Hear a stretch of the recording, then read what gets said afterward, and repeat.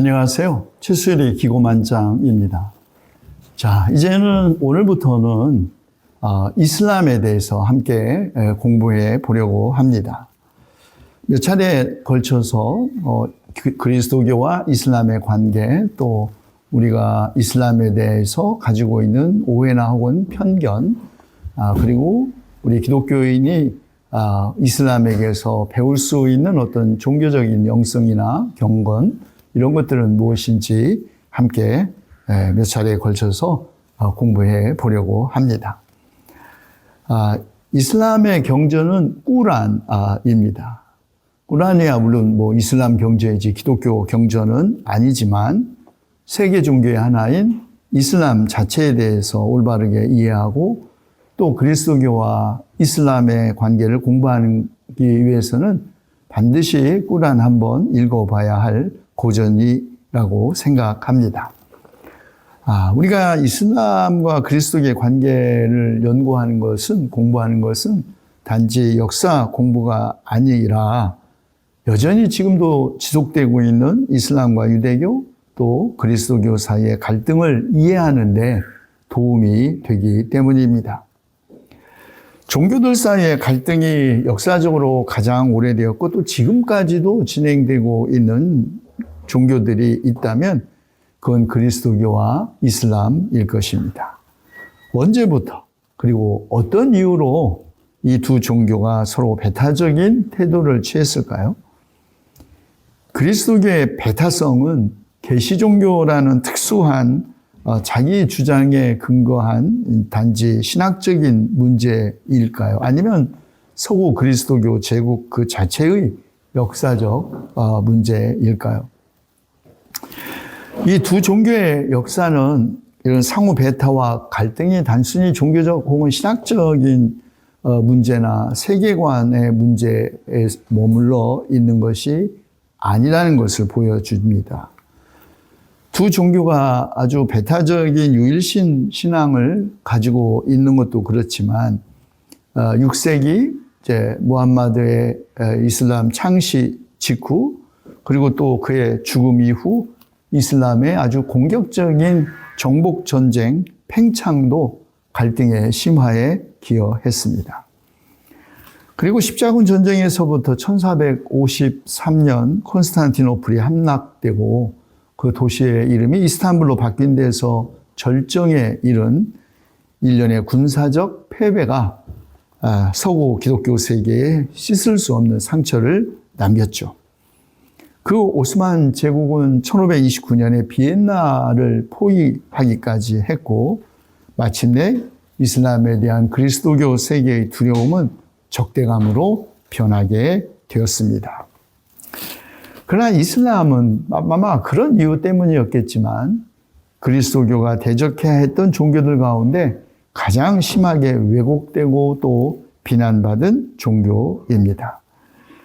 1000년 이상을 서구 문명과 그리스도교의 최대 적으로 간주되었던 이슬람에 대한 왜곡은 그 이슬람의 창시자인 무함마드의 이름, 곧 그 이름을 마호메트라고 부른 데서부터 시작됩니다.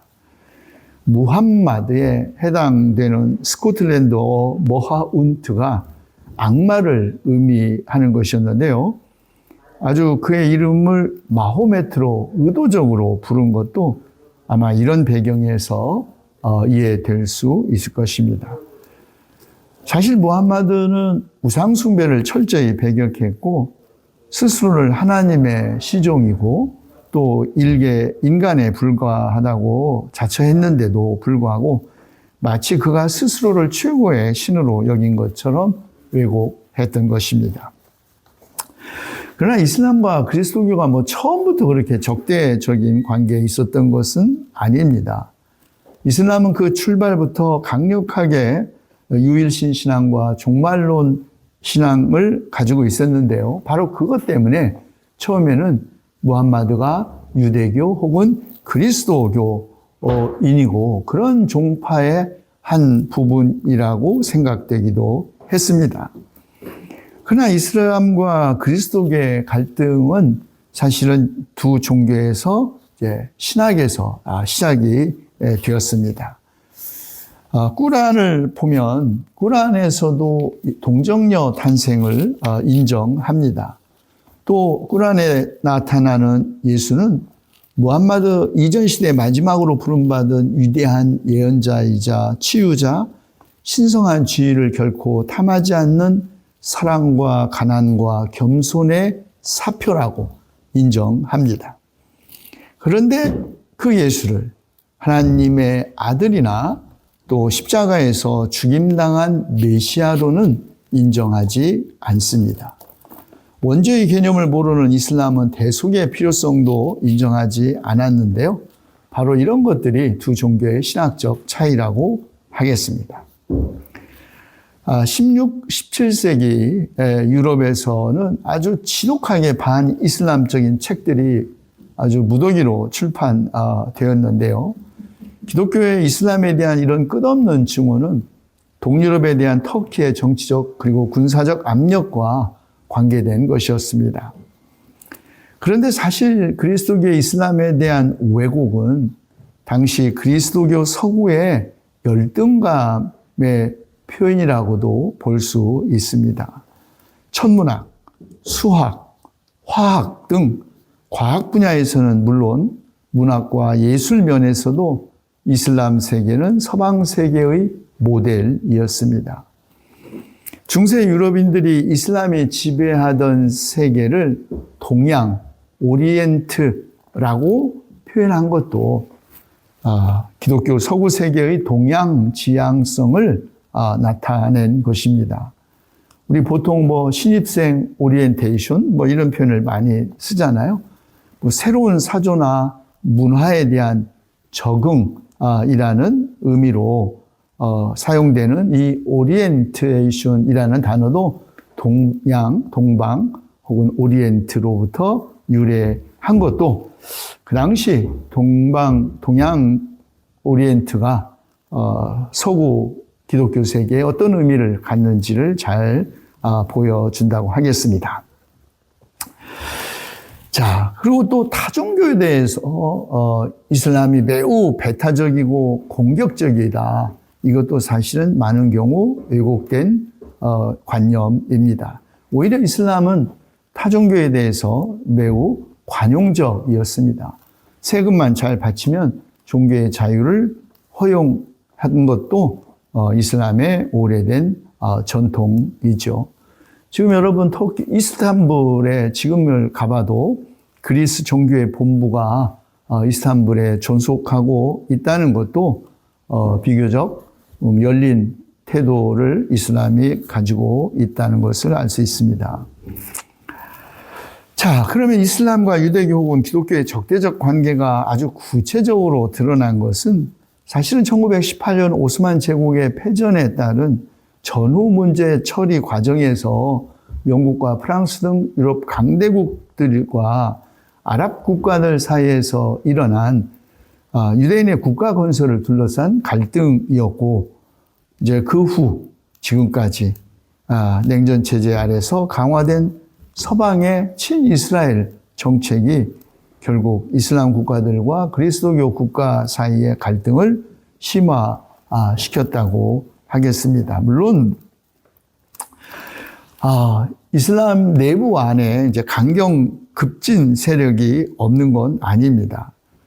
또 그리고 그들에 의한 2000년의 9.11 미국 테러를 비롯하여 그 뒤에 일어난 일련의 아주 비인간적이고 잔혹했던 많은 테러 행위들도 그런 아주 소수 급진 세력, 이슬람 세력, 특히 IS의 집단이 일으킨 일들인데요. 사실은 그들은 이슬람 전체 집권, 아주 그 어느 집단에서건 그 집권 가능성이 희박한 1에서 약 5%를 차지하는 극소수 집단이라고 합니다. 이라크와 시리아의 약 3분의 1을 차지한 IS가 점령지에서 외국인 인질을 살해한 것은 물론이고 소수 종교나 종파, 소속 현지인들까지 마구 학대하거나 학살하거나 박해를 하는 사건들이 여전히 일어나고 있죠. 또 일부 다처나 여성 할례 그리고 또 차도로를 쓰는 것을 강제하는 등 그 여성의 인권 문제에도 사실은 아랍 문화 유산이죠. 그리고 그런 아랍 문화 유산이 지배하는 이슬람권은 이슬람 세계의 약 30% 미만을 차지하고 있고, 게다가 약 나머지 70%는 이슬람은 아시아 지역에 분포해 있다고 합니다. 우리나라에는 과연 얼마나 많은 무슬림들이 있을까? 2024년 현재 약 84만 명 이상의 외국인 노동자들이 있다고 하는데요. 그 가운데 다수가 물론 이슬람권에 속한 사람들인데, 정확한 것은 몰라도 약 4%가 무슬림일 것으로 추산한다고 합니다. 자, 우리 한국 사회도 이제 아주 다종교, 다인종, 다문화 사회로 진입한 것은 확실한 현실이 되었습니다. 그런데 한국의 개신교 보수 진영의 이슬람에 대한 시각이 매우 심각하게 왜곡되어 있다는 것이 현실입니다. 대개 이슬람에 대한 한국교의 비방은 그들의 유학이나 이민, 결혼 등의 다양한 수단과 방법을 가리지 않고 한국을 이슬람화하기 위해서 밀물처럼 들어온다. 또 국내에서 활동 중인 이슬람 선교들이 무려 1, 2만 명에 이르고 국내 이슬람 신자가 30만 명 수준으로 급증했다. 중동의 석유 부자 나라들이 막대한 자금으로 국내 이슬람 은행과 대학 건립을 추진하고 있다든가, 또 이미 서울 올림픽 때 한국을 찍어두고 2020년까지 이슬람화 목표를 세우고 강력하게 이슬람화 운동을 추진했다. 이런 소문들도 많이 있었습니다. 또 심지어는 미국의 그 CIA의 비밀 보고서라는 것도 등장을 했는데요.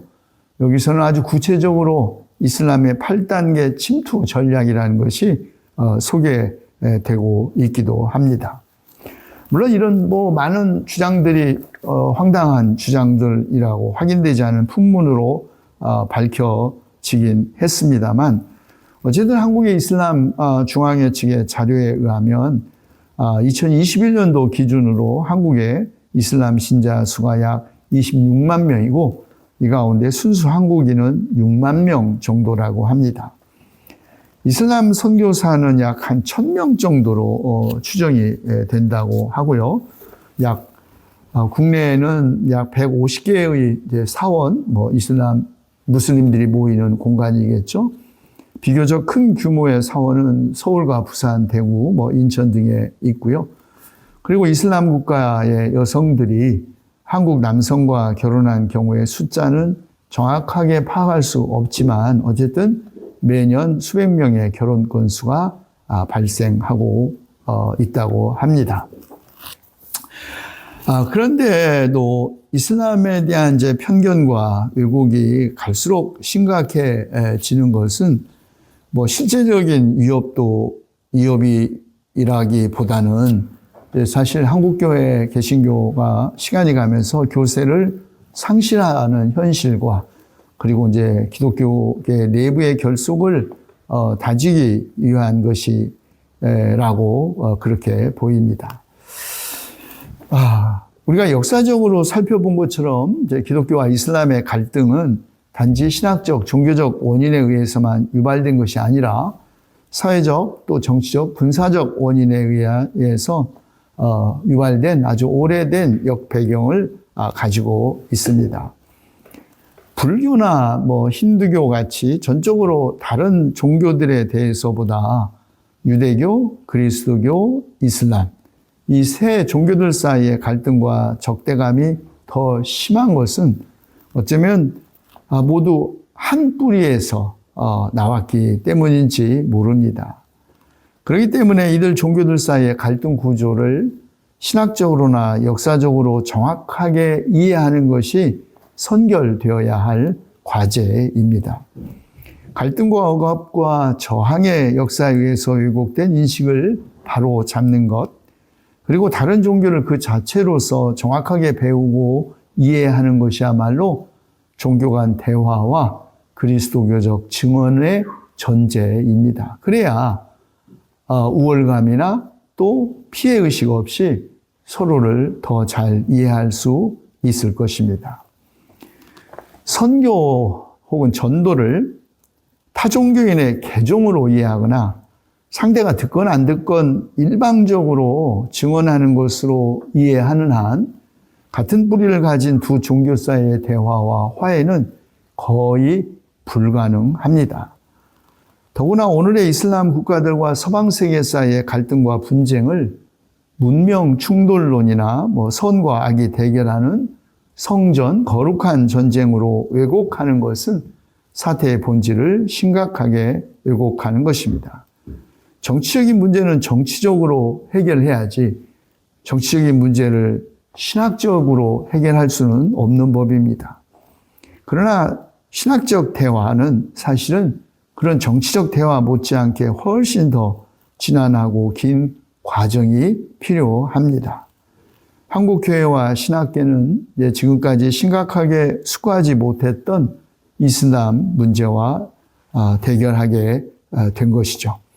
게다가 지금까지 진행되고 있는 가자 전투와 점령은 유감스럽게도 갈등을 더욱 심화시키고 있지만 같은 뿌리에서 나온 두 종교에 대한 이해와 대화도 현실적인 갈등과 그 갈등을 해결하려는 대화 못지않게 더욱 심화시켜야 할 계기가 되었으면 하는 그런 바람입니다.